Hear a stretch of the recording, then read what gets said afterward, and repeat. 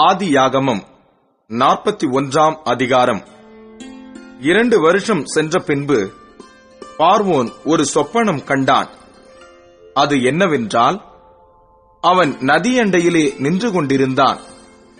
அப்பொழுது அழகும் புஷ்டியுமான 7 பசுக்கள் நதியிலிருந்து ஏறி வந்து புல் மேய்ந்தது.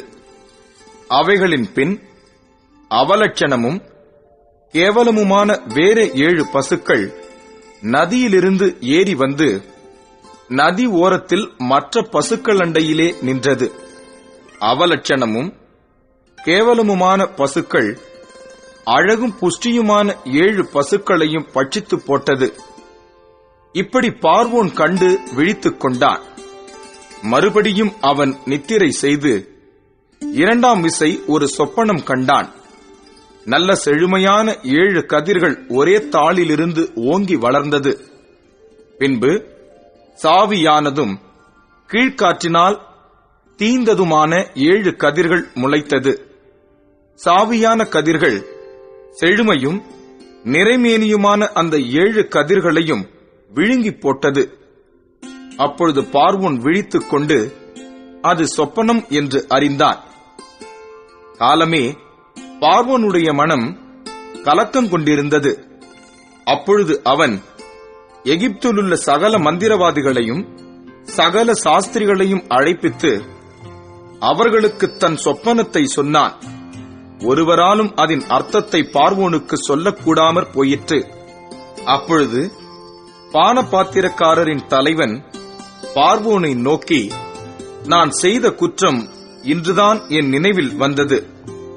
பார்வோன் தம்முடைய ஊழியக்காரர் மேல் கடுங்கோபம் கொண்டு என்னையும் சுயம்பாகிகளின் தலைவனையும் தலையாரிகளின் அதிபதி வீடாகிய சிறைச்சாலையிலே வைத்திருந்த காலத்தில் நானும் அவனும் ஒரே ராத்திரியிலே வெவ்வேறு பொருள் கொண்ட சொப்பனம் கண்டோம். அப்பொழுது தலையாரிகளின் அதிபதிக்கு வேலைக்காரனாகிய எபிரேய பிள்ளையாண்டான் ஒருவன் அங்கே எங்களோடே இருந்தான். அவனிடத்தில் அவைகளை சொன்னோம். அவன் நாங்கள் கண்ட சொப்பனங்களுக்குரிய வெவ்வேறு அர்த்தத்தின்படியே எங்கள் சொப்பனத்தின் பயனை சொன்னான். அவன் எங்களுக்கு சொல்லிய அர்த்தத்தின்படியே நடந்தது. என்னை திரும்ப என் நிலையிலே நிறுத்தி அவனை தூக்கி போடுவித்தார் என்றான். அப்பொழுது பார்வோன் யோசேப்பை அழைப்பித்தான். அவனை தீவிரமாய் காவல் கிடங்கிலிருந்து கொண்டு வந்தார்கள். அவன் சவரம் பண்ணிக்கொண்டு வேறு வஸ்திரம் தரித்து பார்வோனிடத்தில் வந்தான். பார்வோன் யோசேப்பை நோக்கி, ஒரு சொப்பனம் கண்டேன். அதன் அர்த்தத்தை சொல்ல ஒருவரும் இல்லை. நீ ஒரு சொப்பனத்தை கேட்டால் அதன் அர்த்தத்தை சொல்லுவாய் என்று உன்னை குறித்து நான் கேள்விப்பட்டேன் என்றான். அப்பொழுது யோசேப்பு பார்வோனுக்கு பிரதியுத்தரமாக, நான் அல்ல, தேவனே பார்வோனுக்கு மங்களமான உத்தரவு அருளிச் செய்வார் என்றான். பார்வோன் யோசேப்பை நோக்கி, என் சொப்பனத்திலே நான் நதி ஓரத்தில் நின்று கொண்டிருந்தேன்.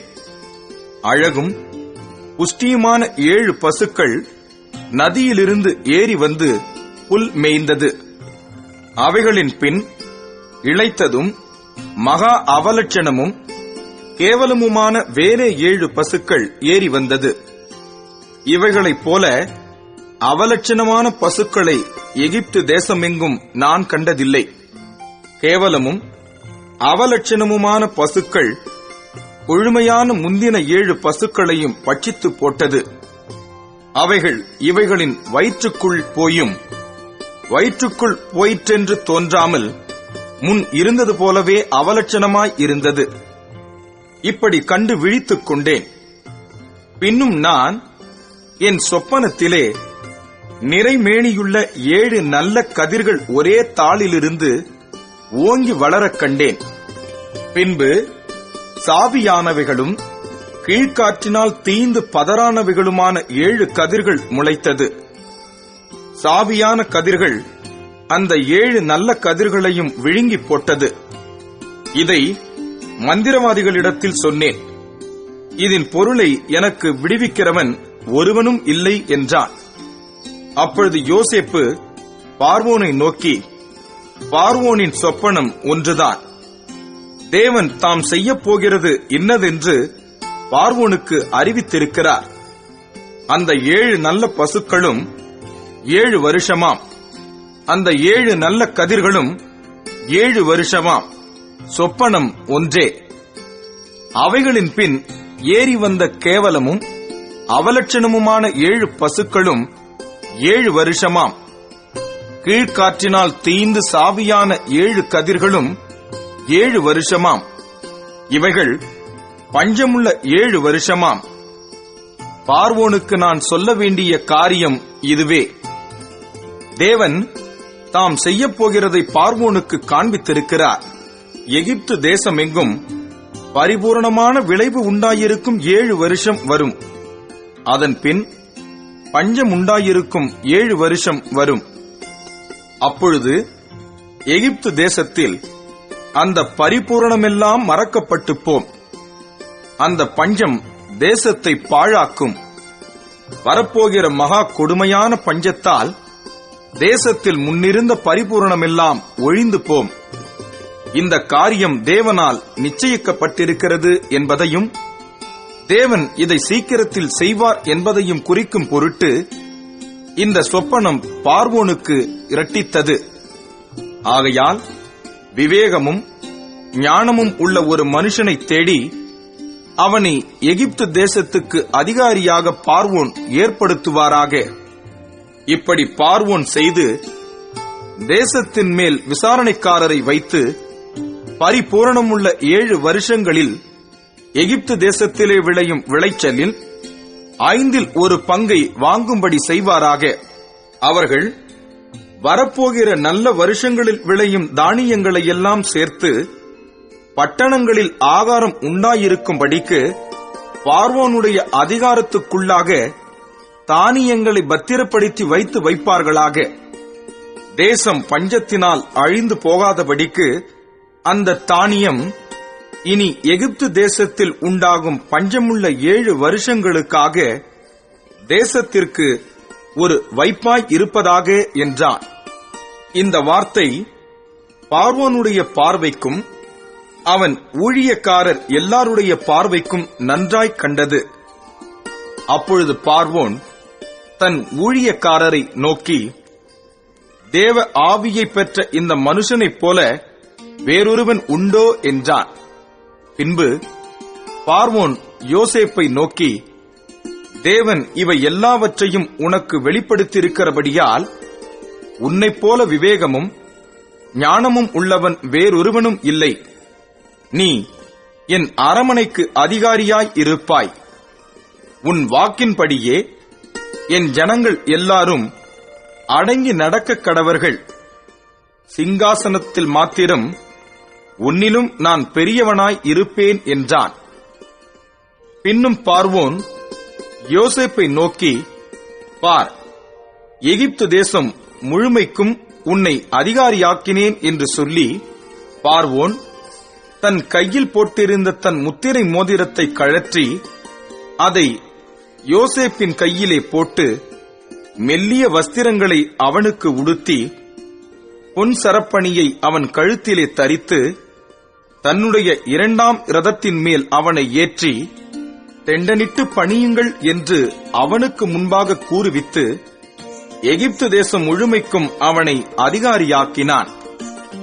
பின்னும் பார்வோன் யோசேப்பை நோக்கி, நான் பார்வோன், ஆனாலும் எகிப்து தேசத்திலுள்ளவர்களில் ஒருவனும் உன் உத்தரவில்லாமல் தன் கையையாவது தன் காலையாவது அசைக்க கூடாது என்றான்.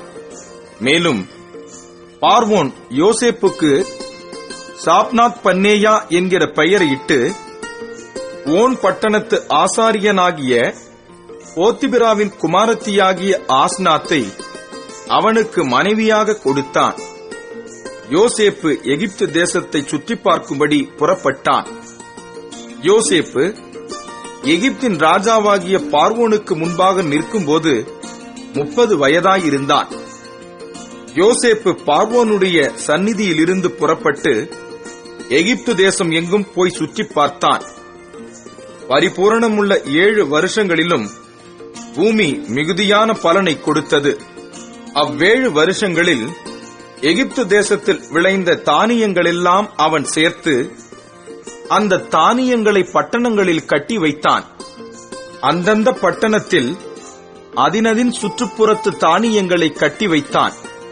இப்படி யோசேப்பு அளவிறந்ததாய் கடற்கரை மணலைப் போல மிகுதியாக தானியத்தை சேர்த்து வைத்தான்.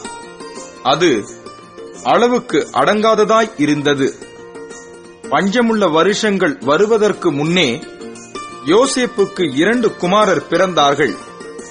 அவர்களை ஓன் பட்டணத்து ஆசாரியனாகிய போத்திபிராவின் குமாரத்தியாகிய ஆஸ்நாத்து அவனுக்கு பெற்றாள். யோசேப்பு, என் வருத்தம் யாவையும் என் தகப்பனுடைய குடும்பம் அனைத்தையும் நான் மறக்கும்படி தேவன் பண்ணினார் என்று சொல்லி மூத்தவனுக்கு மனாசே என்று பெயரிட்டான். நான் சிறுமைப்பட்டிருந்த தேசத்தில் தேவன் என்னை பலுக பண்ணினார் என்று சொல்லி இளையவனுக்கு எப்பிராயிம் என்று பெயரிட்டான். எகிப்து தேசத்தில் வந்த பரிபூரணமுள்ள 7 வருஷங்களும் முடிந்த பின் யோசேப்பு சொல்லியபடி 7 வருஷ பஞ்சம் தொடங்கினது. சகல தேசங்களிலும் பஞ்சம் உண்டாயிற்று. ஆனாலும் எகிப்து தேசமெங்கும் ஆகாரம் இருந்தது. எகிப்து தேசமெங்கும் பஞ்சம் உண்டான போது ஜனங்கள் உணவுக்காக பார்வோனை நோக்கி ஓலமிட்டார்கள். அதற்கு பார்வோன், நீங்கள் யோசேப்பினிடத்துக்கு போய் அவன் உங்களுக்கு சொல்லுகிறபடி செய்யுங்கள் என்று எகிப்தியர் எல்லாருக்கும் சொன்னான். தேசமெங்கும் பஞ்சம் உண்டானபடியால் யோசேப்பு களஞ்சியங்களை எல்லாம் திறந்து எகிப்தியருக்கு விற்றான். பஞ்சம் எகிப்து தேசத்தில் வரவர கொடிதாயிற்று. சகல தேசங்களிலும் பஞ்சம் கொடிதாயிருந்தபடியால் சகல தேசத்தார்களும் யோசேப்பினிடத்தில் தானியம் கொள்ளும்படி எகிப்துக்கு வந்தார்கள்.